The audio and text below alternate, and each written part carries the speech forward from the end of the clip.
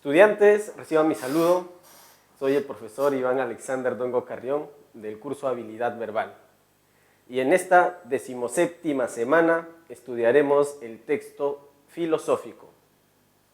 La semana pasada, estudiantes, abordamos el tema del texto científico. Y en esta semana abordaremos su complemento llamado el texto filosófico. Muy importante entender que ciencia y filosofía se complementan, uno necesita del otro, pues para que haya un progreso científico tiene que haber una reflexión filosófica, y la reflexión filosófica pues parte muchas veces y generalmente de los avances científicos y tecnológicos. Se suele decir que el texto filosófico o los contenidos que se recogen en los textos filosóficos tienen una importancia ecuménica o tienen un alcance universal. Por ejemplo, se piensa mucho sobre la belleza. Y cuando hablamos de belleza o estética, que es una rama de los estudios filosóficos, pues no solamente me toca a mí, porque yo tengo mis propias apreciaciones estéticas, sino que ustedes también tienen sus apreciaciones estéticas, lo tienen sus hermanos, sus hermanas, sus familiares cercanos y lejanos, sus vecinos, y más allá de nuestras fronteras, las personas tienen apreciaciones estéticas. La estética, por ello, es una rama de los estudios filosóficos y muchos escritos sobre la estética. Asimismo, en cuanto al conocimiento, muchos escritos sobre el conocimiento, cómo se adquieren, cuál es la naturaleza de los conocimientos. Y cuando hablamos de conocimientos, no solamente yo tengo conocimientos, sino que muchas personas tienen conocimientos. En consecuencia, es un tema de relevancia ecuménica, es un tema universal, es un tema general. Y cuando se habla generalmente o se reflexiona, porque el texto filosófico tiene ese fin de reflexionar, de meditar, cuando se medita, se reflexiona universalmente, pues estamos de alguna u otra manera filosofando. Es por eso que en tu manual, en el manual de esta semana, el concepto del texto filosófico dice así: el texto filosófico aborda problemas de relevancia universal o ecuménica, como el sentido de la existencia. No solamente yo me he preguntado sobre mi existencia, qué hago aquí, de dónde vengo, a dónde voy, sino que meditando, reflexionando, pues me pregunto por qué la especie humana está aquí, cómo llegó aquí, a dónde se dirige la especie humana, ¿tendrá fin la especie humana en algún momento? Es un sentido de la existencia. La naturaleza de la realidad. ¿La realidad es tal como la percibimos o es diferente a lo que nosotros podemos percibir? ¿Qué es la realidad? La realidad es única, es relativa, es absoluta. Es un problema que no solamente me concierne a mí, sino nos atañe a todos. El valor de la libertad, la justificación y sentido de la historia, la dinámica de la ciencia, etcétera, etcétera.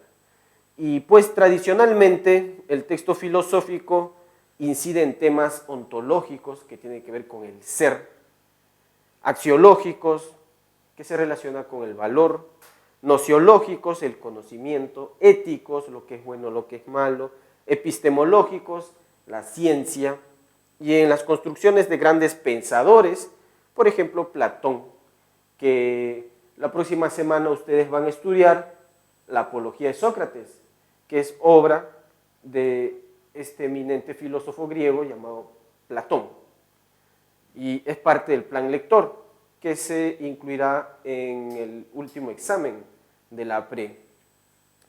Descartes, autor del discurso del método, que también se estudió y se estudia en la PRE, el discurso del método es parte del plan lector aquí en la PRE. Immanuel Kant, Nietzsche, Hegel, entre otras figuras notables que han abordado pues temas filosóficos y han propuesto sistemas filosóficos porque en sus épocas pues todavía el conocimiento científico y filosófico de alguna u otra forma era limitado. En cambio, en estos tiempos, con los avances tecnológicos y las profundizaciones técnicas y científicas, matemáticas, físicas, químicas, realmente la filosofía ha tenido que compartimentarse. Es por eso que en estos días se habla de una filosofía de la historia, filosofía de la matemática, filosofía del lenguaje, filosofía de la psicología, etc. El texto filosófico se erige con la intención deliberada de reflexionar y comprometernos en una investigación profunda y radical. Esta es una palabra clave cuando hablamos de filosofía: reflexión, meditación. Las características esenciales del texto filosófico son la densidad conceptual, la pulcritud de sus distinciones y el talante crítico. Eso significa pues que quien vaya a redactar un texto filosófico pues tiene que hacerlo con precisión. Las ideas deben estar elucidadas completamente y debe manejar el lenguaje y su sintaxis de una manera magistral. A continuación, estudiantes, tenemos textos de ejemplo de esta semana con respecto a la temática filosófica, y el texto A es esclarecedor en cuanto al origen y la naturaleza y las cualidades de la filosofía. Y dice así el texto A: la casi totalidad de los estudiosos consideran que la filosofía, como término o como concepto, es una creación propia del genio de los griegos. Entonces allí hay que relacionar filosofía con los griegos. Tienes que subrayar este último pasaje porque es una afirmación clara y categórica, que la filosofía es una creación propia del genio de los griegos. Seguimos. En efecto, para todos los demás componentes de la civilización griega, sí hay un elemento correlativo en los pueblos de Oriente, que alcanzaron un elevado nivel de civilización antes que los griegos. Por ejemplo, creencias y cultos religiosos que se manifiestan en Grecia, pero tienen un correlato en Oriente, por ejemplo, India, Pakistán o China. Manifestaciones artísticas de naturaleza diversa, organizaciones militares, etc. Entonces, estos componentes, estos aspectos de la vida griega tienen un correlato, tienen un parecido, una semejanza a los quehaceres de Oriente, tanto cercano como lejano. En cambio, en lo que concierne a la filosofía, ahí subraya filosofía, nos hallamos ante un fenómeno tan nuevo que no solamente no posee factor correlativo, ningún factor correlativo en dichos pueblos de Oriente, sino que ni siquiera existe algo estricta y específicamente análogo.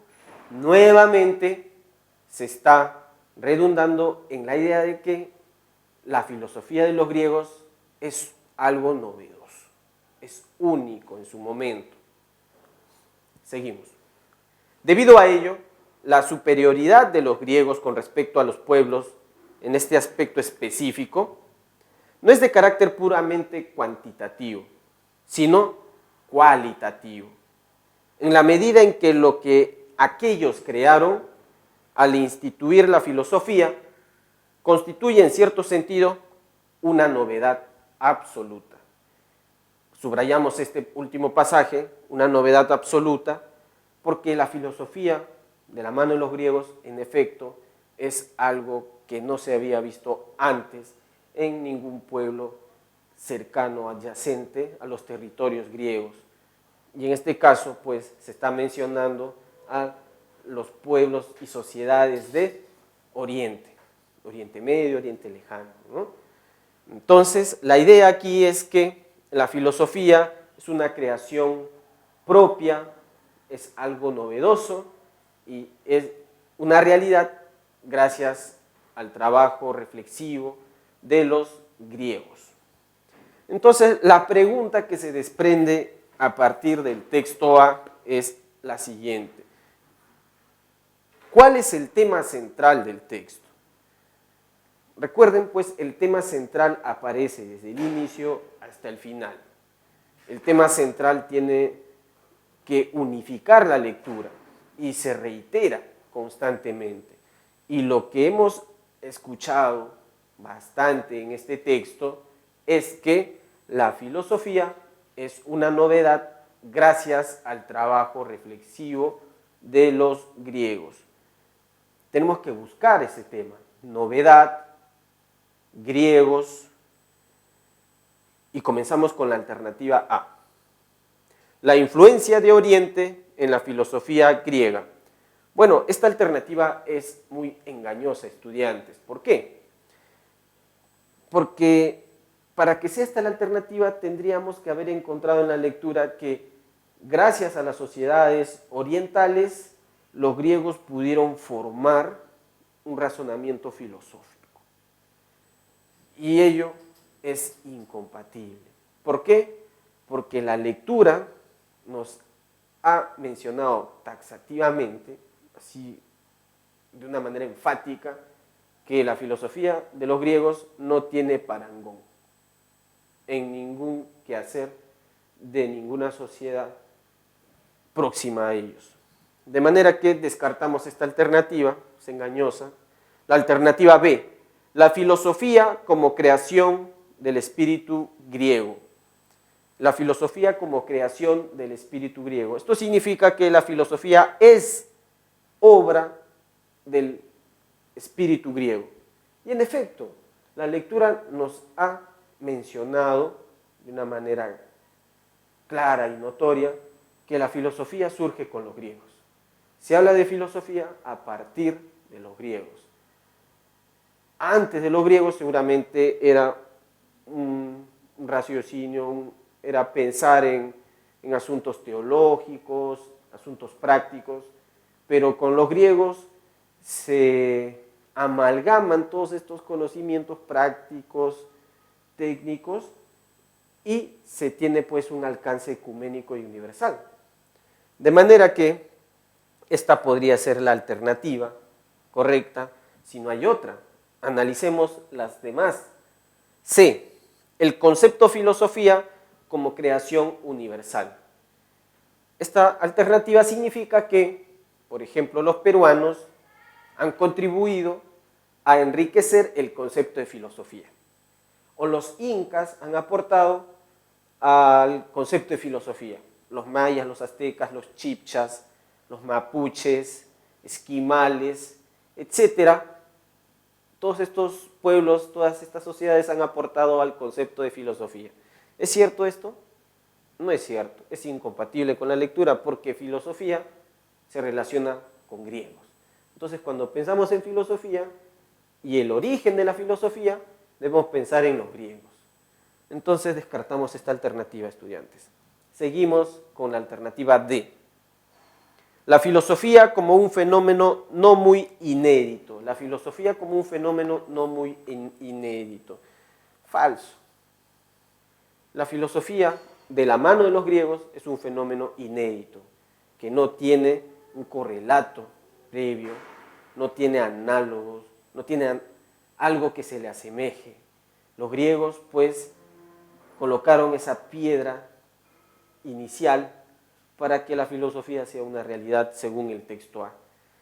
Descartamos D y a continuación la alternativa E dice lo siguiente: la filosofía como un valor puramente cuantitativo. De la mano de los griegos, la filosofía no solamente tuvo un valor cuantitativo, porque no solamente sumó, sino que holísticamente hablando, la filosofía adquirió una naturaleza cualitativa que la distinguió de las demás disciplinas, de los demás quehaceres de las sociedades que rodeaban a los griegos. De manera que la mejor alternativa que responde a la cuestión del tema central es la alternativa B de burro.